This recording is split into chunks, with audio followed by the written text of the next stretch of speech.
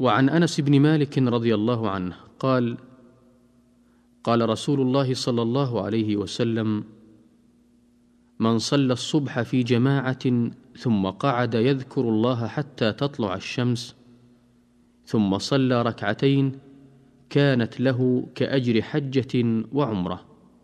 قال رسول الله صلى الله عليه وسلم: تامة تامة تامة. رواه الترمذي وقال: حديث حسن غريب.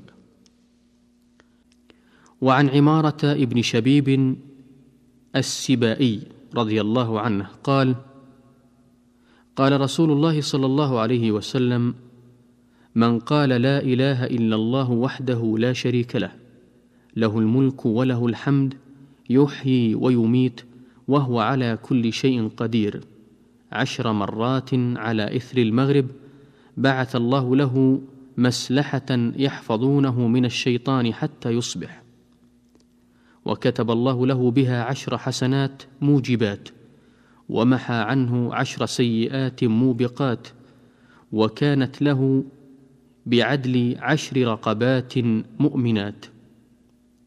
رواه النسائي والترمذي وقال: حديث حسن لا نعرفه إلا من حديث ليث بن سعد، ولا نعرف لعمارة سماعا من النبي صلى الله عليه وسلم.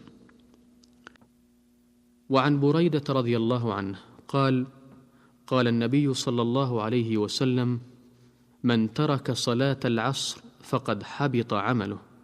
رواه البخاري والنسائي. وعن ابن عمر رضي الله عنهما عن النبي صلى الله عليه وسلم قال: الذي تفوته صلاة العصر فكأنما وتر أهله وماله.